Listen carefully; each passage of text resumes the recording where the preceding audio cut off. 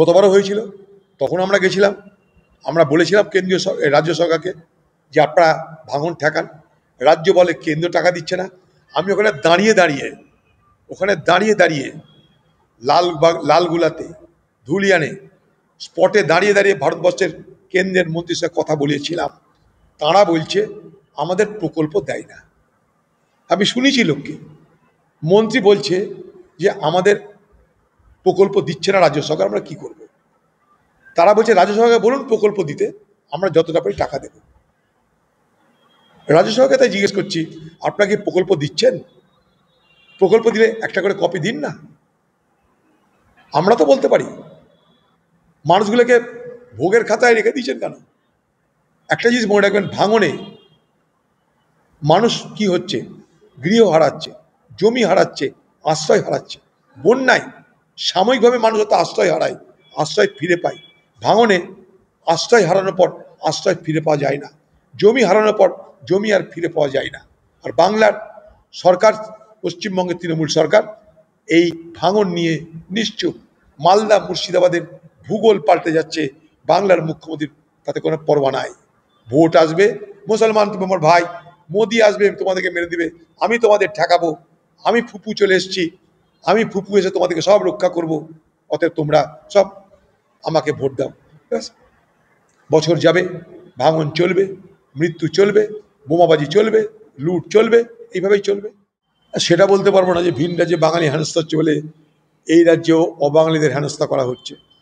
যদি সেটা হয় সেটা দুর্ভাগ্যের কারণ হবে, কারণ আমরা বাংলায় যারা বসবাস করি তারা এই ধরনের প্রতিহিংসামূলক রাজনীতি কখনো করি না, প্রশ্রয় দিই না।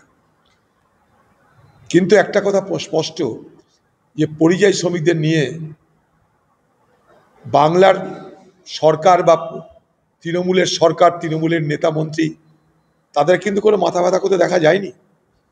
আজকে পরিযায়ী শ্রমিকদের তাদের নিজেদের ফিরিয়ে আনার ব্যবস্থা, তাদেরকে যেভাবে কোথাও কোথাও আটকে রাখা হয়েছে, সেখান থেকে তাদেরকে মুক্তি করানোর ব্যবস্থার জন্য পরিযায়ী শ্রমিকদের ঘরের লোকেরা তারা কোর্টের দ্বারস্থ হয়ে তবেই তাদের জন্য কোনো নিরাপত্তার ব্যবস্থা করছে। অর্থাৎ পরিযায়ী শ্রমিকদের জন্য নিরাপত্তা ব্যবস্থা প্রদানের যে দায়িত্ব পশ্চিমবঙ্গ সরকারের ছিল, সেই দায়িত্ব তারা পালন করলো না। তাই সেই পরিবারের লোকেরা, তাদের মরার উপরে খাঁড়ার ঘা এটা, একে তাদের রোজগার বন্ধ, তারপরে আবার কোর্টে গিয়ে তাদের ঘরের লোকদেরকে বার করে আনতে হচ্ছে। সেই কোর্টে যাওয়ার পর যে বিচারক, সেই বিচারকের আদেশে তাদেরকে ছাড়ানোর ব্যবস্থা করা হচ্ছে। তাহলে পশ্চিমবঙ্গ সরকারের ভূমিকাটা কোথায়?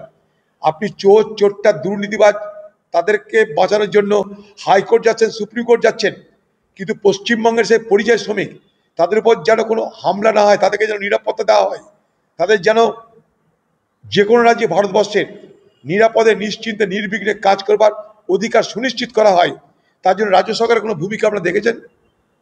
রাজ্য সরকারের কাছে আমি বলেছিলাম একটা মন্ত্রক করা হোক, এখন না, কোভিডের সময় থেকে করা হয়নি।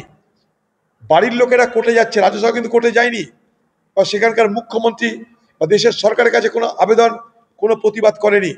অর্থাৎ এই পরিযায়ী শ্রমিকদের নিয়ে ভোটের রুটি শাখা শুরু করে দিয়ে তৃণমূল আগেভাগেই। কর্তব্য পালন করব না, ভোটের সময় ভোট নিব, এটাই তৃণমূলের লাইন। পুলিশ আর কি করবে? তৃণমূলের মধ্যে রক্তারক্তি শুরু হয়েছে, দেখতে তো পাচ্ছেন। তৃণমূল একদম পুরো টাকা, মস্তান, পুলিশ, এই তিনটে তাদের নির্বাচনের জয়ের ত্রিশূল। আপনারা অবাক হয়ে যাবেন, সেলফ হেল্প গ্রুপের ভোটে, যেখানে গ্রামের মহিলারা ভোটে অংশগ্রহণ করে, সেই সেলফ হেল্প গ্রুপের ভোটে যাতে বিরোধীর পক্ষের কেউ ক্যান্ডিডেট না হয়, সেই ক্যান্ডিডেটদের বাড়িতে 50,000 লাখ টাকা করে ঘুষ দিতে চলে যাচ্ছে। বলুন, একটা সেলফ হেল্প গ্রুপের ভোটে এত টাকা তৃণমূলের হাতে, আর তার সঙ্গে পুলিশ, তার সঙ্গে মস্তানি, বোম, পিস্তল, এটাই দিদির ক্ষমতা টিকে থাকার সব থেকে বড় রসদ।